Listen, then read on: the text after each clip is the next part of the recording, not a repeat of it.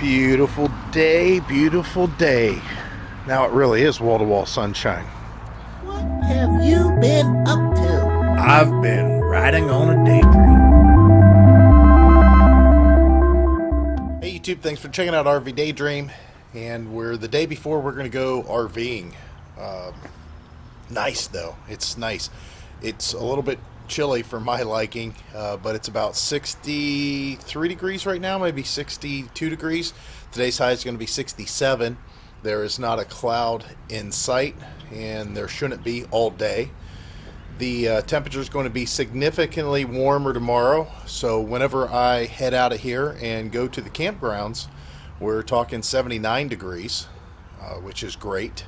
However, Wednesday, the next day after that, is going to be even better yet. So that is a big jump from, well, 58 this morning. So we're going to be slowly increase. Now, Thursday, Heidi's off all that day. Unfortunately, they're calling for about a 50% chance of storms, and it's because it's going to be so hot. It'll still be about 83 degrees that day with that chance of storms. The thing that I'm excited about is I might actually get to wear shorts for the first time this year. That's something. I mean, we're in May. So I got some of this straightened up back here. I did a little bit of work to clean up and just get a little bit more organized. I got some more stuff straightened up over there. The truck is fixed as far as the brakes are concerned. However, I noticed that these brackets that are mounted on the main bracket that supports the caliper is a floating device, they seem to be rubbing on the rotor slightly. So I'm going to have to go in there and mess around with that, because I can't stand whenever I hear a little squeak noise when I know all these brakes are perfect. So I'm going to pull the front tires off the truck and take a look at that, push them back, grind them off, file them down, whatever it takes to make it to where it doesn't quite rub. I got something in the mail. You can see here. This is another battery box that matches the one that's on there, so I can install our second battery to give us more reserve capacity on the RV, which I don't think I'm going to be doing that today. I got a lot of stuff to do. I don't have anything in the RV as far as our clothes or anything like that's concerned. I think Heidi put some stuff in there of hers, but I need to do more yet. Plus I have to put the hitch on the truck. The other thing that's in the back of the truck, I think I might talk about that today. Alright guys, so I got the brakes taken care of. They're not going to squeak anymore. I had to modify those sliders, which I don't know why, but that's what happens whenever you outsource your machining work to China, I guess. Something's a little bit off there. I was happy to get the battery box. This one matches the box that I installed already, which a lot of people have seen that video. It's incredible how many people's watched that video of me installing the battery box and the switch to disconnect the battery. But I have a problem. I made a faux pas. I just wanted the batteries, you know, the boxes to match, but that's an issue. Let me show you. If you guys seen my video that I installed the disconnect switch with this battery box and showed you how to do it, I'll put a link or a card up above here. You can click on that video if you'd like, or those videos. But anyways, I got another box and it don't fit. What a mistake that was. I just assumed that it was going to fit in there. And the funny part is I have another battery box that I bought and it didn't fit either. And I just totally forgot. I must be a senior citizen moment or something, because even though I'm not a senior citizen, that didn't work. So I'm gonna have to buy another battery box, and I might buy a dual battery box. They're kind of expensive, but I think I might get a dual battery box, or maybe I'll try to find a real small battery only box with a lid that'll allow me to put cables up. I'm not sure yet. We'll have to see. Although we're going to a full hookup campsite, there's going to be times that we're going to boondock, and we want to be able to do extended stay. And I've talked about this in the past. What I ideally want to do is get a water tank inside the truck, maybe with a water pump, something simple. That way I can fill the truck and the RV can stay wherever we may be parked at. So if we find some BLM land that we want to hang out at, we can park the RV, and then when we need water or when we need to dump, we don't have to hook up and go do those things. Now some of these areas have to where these blue boys, like in this case it has pneumatic tires and everything, and of course a hitch hookup that I can hook to the back of the truck and I can drive it, like we did down in Tennessee, which I talked about this tank in a couple previous videos. What I'm wanting to do is find a way that I could transport this maybe over a few miles. If we're out in the BLM land and there is no dump stations, I want to be able to get this in my truck, and you can guess, you know, that's going to make this thing pretty heavy. That's going to make it to where I'm not going to be able to lift it in the back of the truck. Again, this is for extended stays. This is for amount of time that is substantial enough to fill a 45-gallon gray tank. The black tank takes, you know, quite a while for that to fill compared to if you're taking showers and stuff like that. So let's go ahead and fill this baby up. I'll pull the gray lever and let's see what I have in store once this thing is full.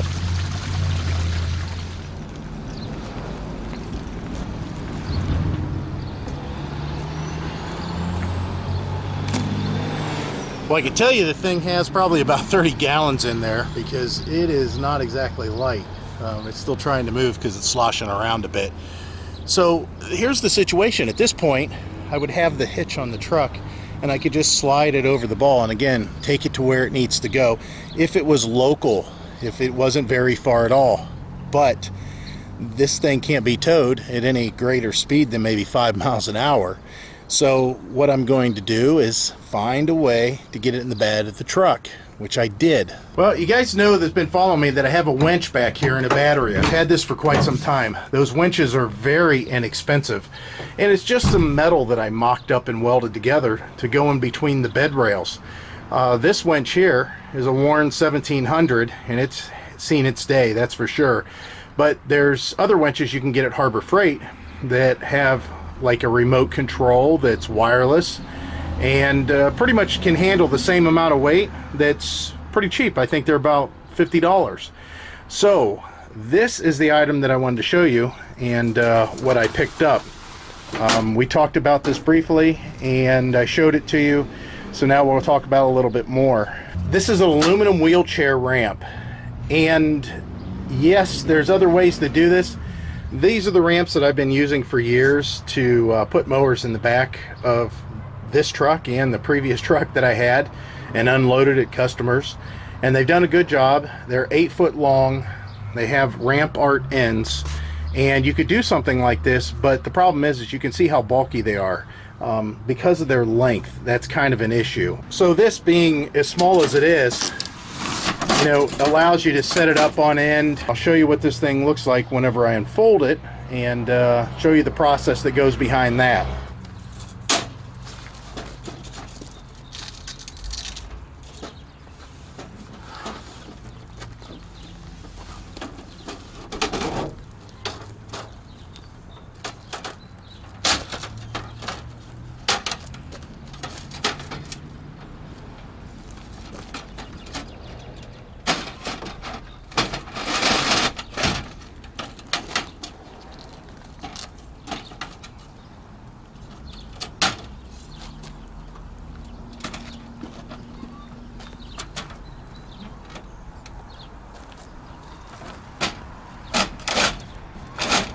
So now with this ramp in place, you can see kind of the angle that it's at, and I debated on how long to go. I think 6 foot would have been too short. I think 8 foot would have been too long, so I got in between. I got 7 foot. Now they make little pins if you feel more safe drilling holes in your tailgate, and you can put a pin in to lock it from sliding around, but I don't have any fear of that. This thing will hold 600 pounds. So that's good. That is good capacity. Also, with my truck, just so you can get an idea, this is just shy of 34 inches, or it's right at about 34 inches. I have the truck parked at an angle that puts the back end up a little higher. just for this reason, because I wanted to show you a lot of the trucks, the newer trucks, are even taller than mine. But this is the overall shot then of the ramp, and they're relatively wide. You're talking 28 inches, 28 and a half inches inside these two tracks. So I think you can kind of see where I'm going with this. Now that I have this ramp in place, all I got to do is go ahead and pull my cable out for my winch, and we'll go ahead and winch this up so we can see how smoothly it goes up, because I've never done this. I took the empty tank and just kind of pushed it up to see what would happen. I know what will happen when we get here. The belly of the tank will rub, but it's not going to be an issue. I mean, that plastic, it's not like it's going to rub a hole in it or anything. And this actually, even though they're grippy, they're not rough. They're not going to hurt your hands. So let's go ahead and hook this thing up and winch it up. So let me climb in the back there and grab that cable, drag it out, and hook up the remote that is not wireless, and start this thing on its journey.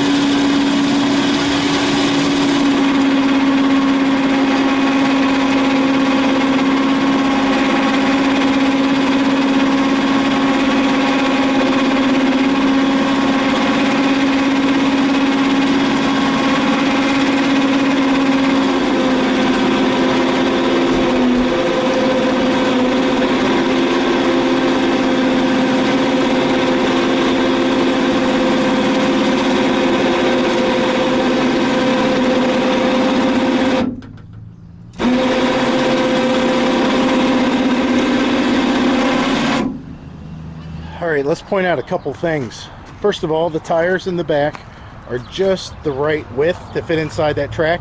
There is some room. There's probably, I don't know, maybe inch on each side that it can handle, you know, where the tread actually meets. I noticed that as I was pulling it up, that the handle hit this part here, this little hinge point that's on the ramp, and took some paint off of the handle. So I might have to do something about that, maybe. And now we're to the point where we're at a fulcrum. This is the point where the high point will make the tank kind of drag. You can see the way it's pulling. So let's see what happens here, because I'm kind of curious myself. See how the front end's up? It's just dragging now on the bottom of the tank, and you can see the winch pulling that up in there. So I was curious about this also, as far as if it was going to hit, and so far it looks pretty darn good. Yeah, not bad. Looks like this is going to work out okay. We'll look on the bottom of the tank and see if it's damaged in any way. Now that we have it all up on here, get up on that, all get up on that, get up all on that. Now that we have it up, in its position, of course, we just go haul it wherever it needs to go to, and open the blade valve and dump it out. So we, use a different sewer hose, one of our long ones, and then we can bring it back empty and just lift it off the truck and put it back, and we'll be good to go. This is a really nice addition, and I really like the ramp. It does a good job. I mean, it holds 650 pounds, and I mean, it moves a little bit whenever I walk up it. I can feel it bowing, but I mean, as far as it supporting my weight, of course I ain't no 600 pounds. It's gonna definitely handle this tank, or even more than that. So we'll have to see how this works out in the long run. Adjustments are going to have to be made, because two things: I'm going to always have to keep room in the back for this ramp, which that shouldn't be too much of an issue. But you know, I've said that numerous times, and of course the more I say it, the more it could possibly be an issue, because every little thing ties up more space. If I put, let's say, you know, my job box in here, and I have a water tank. Of course, I have that battery box, which I think I'm going to mount up kind of high. I think I'm going to get that up off of the floor, especially since I got the wrong battery box for the RV. I think I might use that in here. And then, you know, the ramp, and then we have one other item that I need to show you guys, but we'll do that whenever we're camping. So this is how we're going to handle it. This is how we're going to do our boondocking. So that's going to be it, guys. I just had a gentleman stop here and give us an estimate for our driveway. We need gravel in here so bad. I've talked about that numerous times. You guys have been following us for a while. It's going to be about $650. He's going to bring in about 20 tons of gravel and get this back the way it used to be. Thank God. We definitely need that. So I'm going to close this out, and we'll pick this up whenever we're getting ready to go to the campsite. As always, guys, I hope to see you out there, especially on a beautiful day like today.